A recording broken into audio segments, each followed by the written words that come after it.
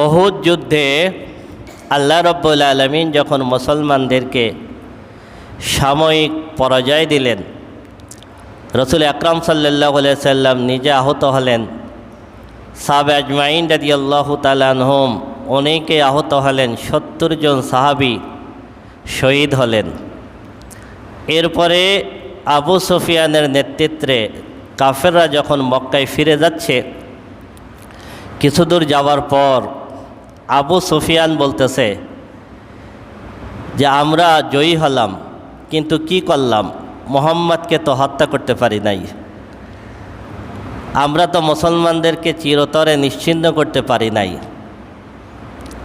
তাহলে কি করা যায়? আবু সুফিয়ান বলতেছে চলো আমরা আবার গিয়ে তাদেরকে আক্রমণ করি, যেহেতু তারা এখন আহত অবস্থায় আছে, তারা এখন হতাশাগ্রস্ত অবস্থায় আছে।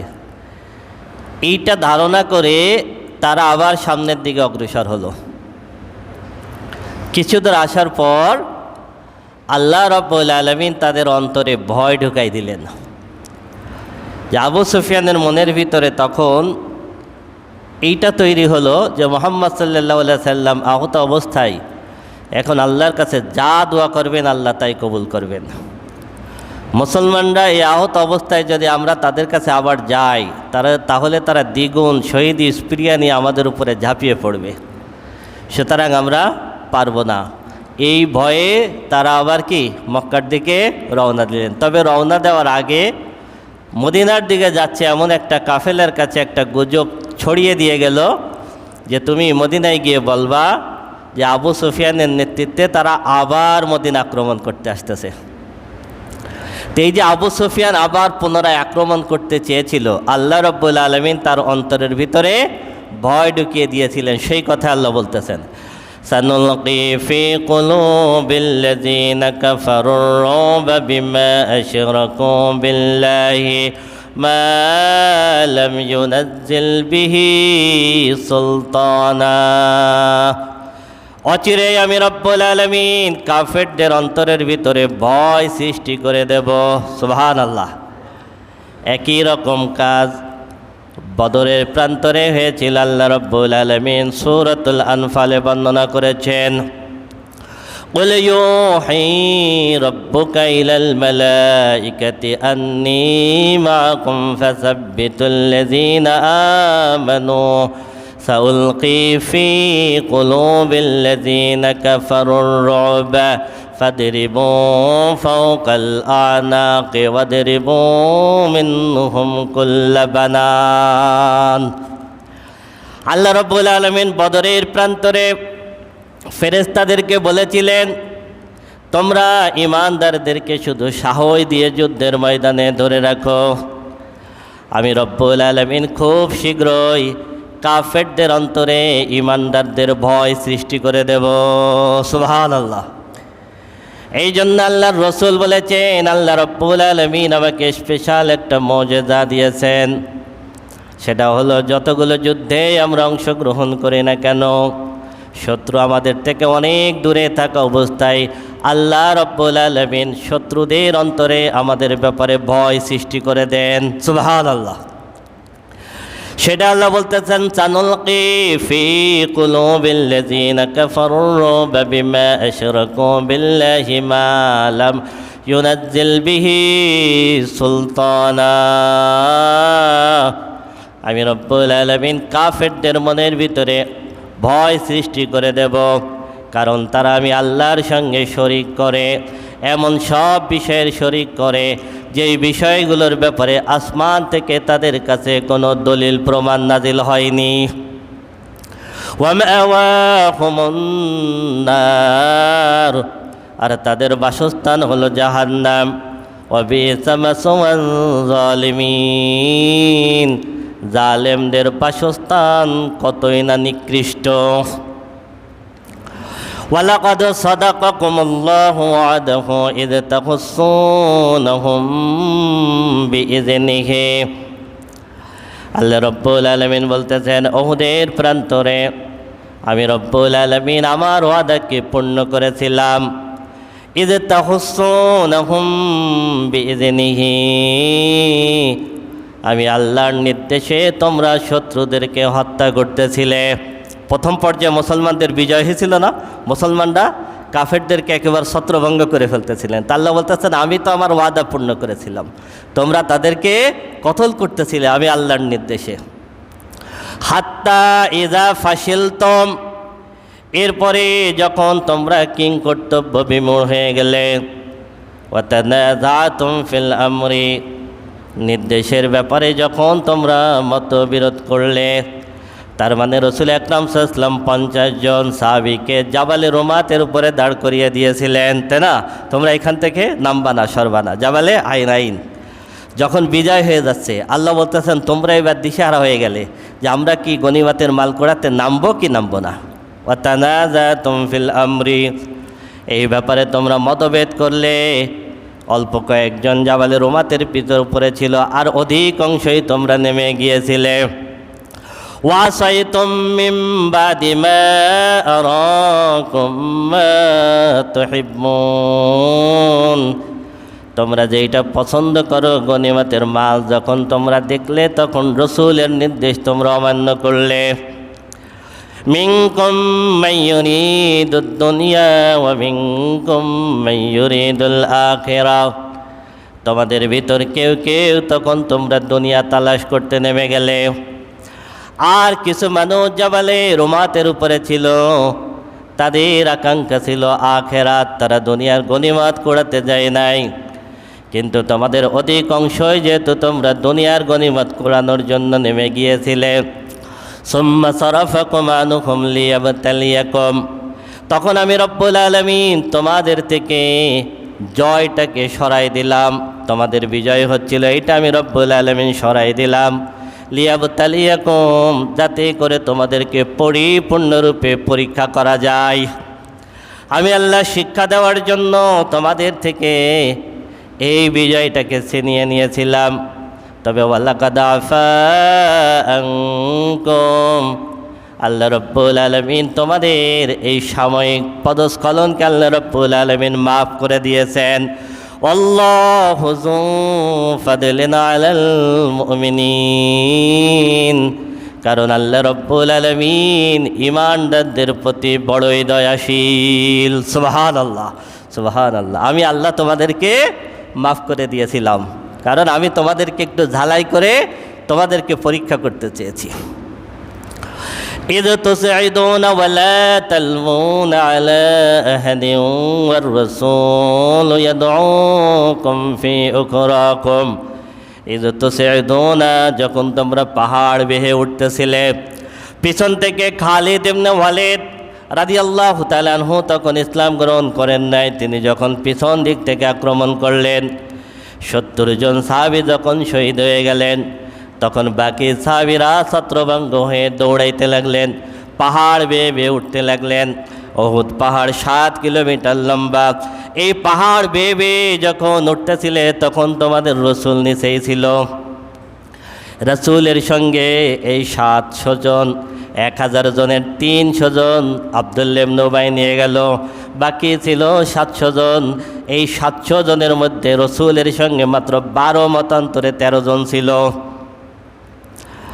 আর বাকি সব ছত্রভঙ্গ হয়ে যখন দৌড়ায় দৌড়ায় পাহাড়ে উঠতেছিল, আল্লাহ রব্বুল আলামিন বলতেছেন ইস্তুসিদুনা ওয়ালা তালবুনা আলা আহাদিন, যখন তোমরা পাহাড় বেয়ে উঠতেছিলে কারোর দিকে তোমরা তাকাচ্ছিলে না।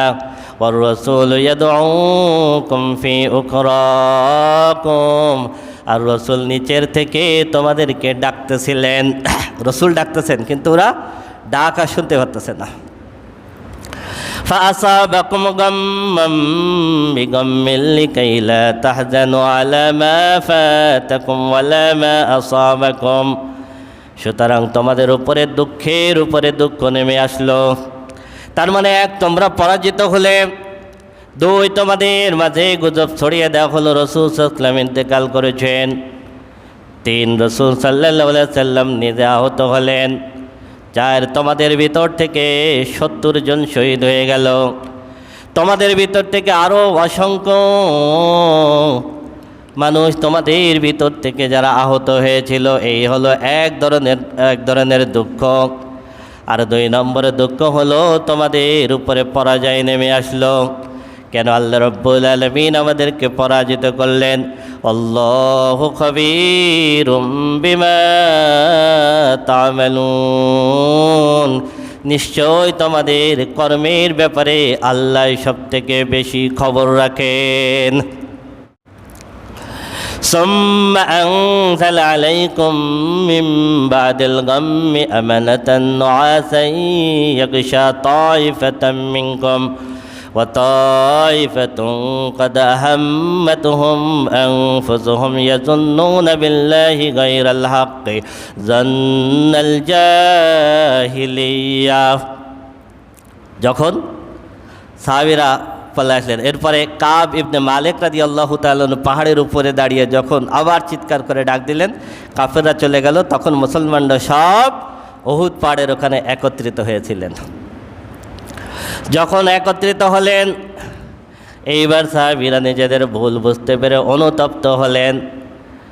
সাহাবীরা চিন্তায় হতাশ হয়ে গেলেন। আল্লাহ রাব্বুল আলামিন তখন তোমাদের শান্তির জন্য, আল্লাহ বলতেছেন, তখন তোমাদের শান্তির জন্য আমি রব্বুল আলামিন তোমাদের চোখে ঘুম চাপিয়ে দিয়েছিলাম। সুবহানাল্লাহ। মানুষ যখন অত্যন্ত টেনশনে থাকে, হতাশায় থাকে, তখন ঘুম হয় না। তখন ঘুম হয় না। আল্লাহ রাব্বুল আলামিন বলেন, ওই কঠিন পরিস্থিতিতে তোমাদের চিন্তা দূর করার জন্য আমি রব্বুল আলামিন তোমাদের চোখে ঘুম চাপিয়ে দিয়েছিলাম। আমানাতান নুআসা ইয়াগশা তাইফাতাম মিনকুম। এখন দেখেন, দল ছিল 2টা। 1 নম্বর হলো আব্দুল্লাহ ইবনে উবাইর নেতৃত্বে 300 জন আগেই মদিনায় চলে গেছে। এরা হলো মুনাফিক। এরা হলো কি? আর কিছু যারা ছত্রভঙ্গ হয়ে পালিয়েছিল তারা ছিল ইমানদার। আল্লাহ রাব্বুল আলামিন বলতেছেন, যারা যুদ্ধের ময়দানে ছিল, ছত্রভঙ্গ হয়ে দৌড়াইলো, এই ঘুম তাদেরকে স্পর্শ করেছিল, তারা ঘুমাই পড়ল। সুবহানাল্লাহ। ওয়া তাইফাতুন ক্বাদ আহাম্মাতুহুম আনফুসুহুম। আর আব্দুল্লাহ ইবনে উবাইর নেতৃত্বে যে 300 জন মুনাফিক আগের থেকে চলে গিয়েছিল, আমি রব্বুল আলামিন তাদের চোখে ঘুম দিই নাই, তাদেরকে চিন্তার ভিতরে ব্যস্ত রেখেছিলাম। কি চিন্তার ভিতরে তারা ব্যস্ত ছিল? ইয়াজুন্নুনা বিল্লাহি গায়রাল হাক্কি জান্নাল জাহিলিয়া। তারা জাহিলি যুগের মূর্খদের মতো আল্লাহর ব্যাপারে ধারণা করতে লাগলো। ইয়াকুলুনা হাল্লানা মিনাল আমরি মিন শাইইন বলে ইন্নাল আমরা কুল্লুহু লিল্লাহ ইউখফুনা ফি আনফুসিহিম মা লা ইউবদুনা লাক ইয়াকুলুনা লাউ কানা লানা মিনাল আমরি শাইউম মা কুতিলনা হাহুনা। যে দল চলে গেল মুনাফিকরা, তারাই এবার ধারণা করতে লাগলো, মুহাম্মদ কি সত্যিই নবী? মুহাম্মদ যদি সত্যিই নবী হয়, উহুদের প্রান্তরে আমাদের পরাজয় হবে কেন? আল্লাহ কি সত্যি রব? তাহলে আল্লাহ আমাদের বিজয় দেন নাই কেন? আল্লাহ বলেন, ওই চিন্তার ভিতরে আমি ওদের ব্যস্ত রাখলাম। ওরা বলা শুরু করলো, উহুদের ব্যাপারে আমাদেরকে কোনো সিদ্ধান্ত নেওয়ার মতো আমাদের কোনো কিছু কি আমাদের হাতে ছিল? হে রাসূল বলে দিন, তোমাদের হাতে কিছুই থাকবে না, কারণ সব নির্দেশ হবে একমাত্র আল্লাহর। কার? এরপরে তারা বলা শুরু করলো, যদি ডিসিশন নেওয়ার ক্ষমতা আমাদের হাতে থাকতো, মা কুতিলনা হাহুনা, তাহলে আমরা এখানে শহীদ হতাম না, নিহত হতাম না। যদি ডিসিশন আমরা নিতে পারতাম, কেন? আমরা তো ফলাই চলে আসি, আমাদের কিছু হয় নাই।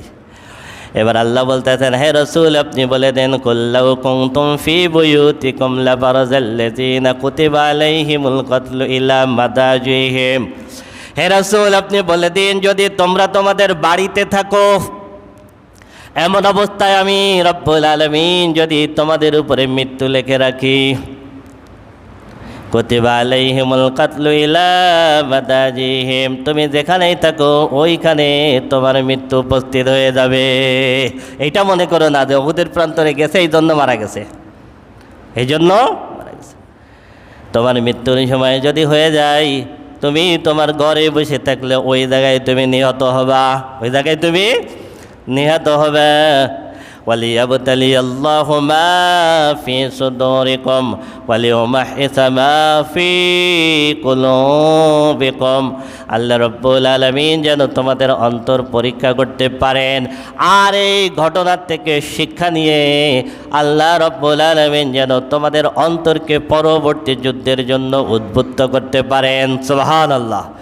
আল্লাহু আলিমুম বিযাতিস সুদূর।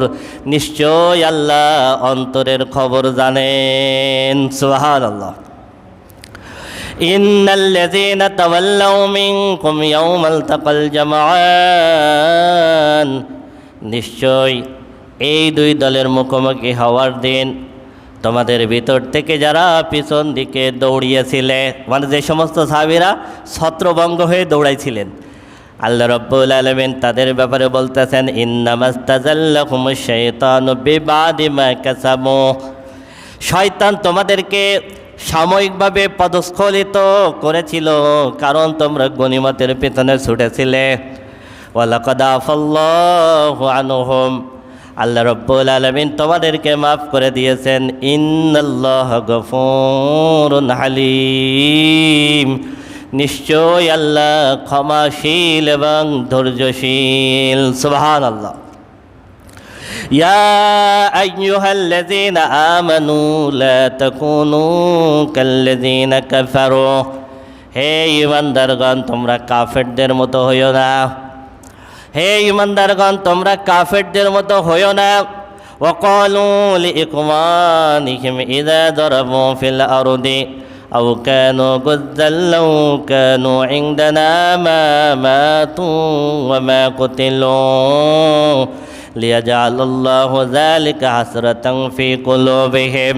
ওই সমস্ত কাফেরদের মতো হইও না যেই সমস্ত কাফেররা ঈমানদাররা যখন বিভিন্ন সফরে বের হতো, ঈমানদাররা যখন কোনো যুদ্ধে বের হতো, তখন এই কাফেররা ঈমানদারদেরকে বলতো, যদি তোমরা আমাদের সঙ্গে থাকো অথবা যদি আমাদের সঙ্গে থাকতে, কোনো সফরে গিয়ে যদি ঈমানদাররা শহীদ হতেন, কোনো যুদ্ধে গিয়ে যদি ঈমানদাররা শহীদ হতেন, তাহলে বাকি ঈমানদারদেরকেই কাফেররা বলতো, যদি তোমরা আমাদের সাথে থাকতে, যদি আমাদের কথা শুনতে, মা মাতু ওয়া মা কুতিলু, তাহলে তোমরা মারা যেতে না, তোমাদেরকে হত্যা করা হতো না।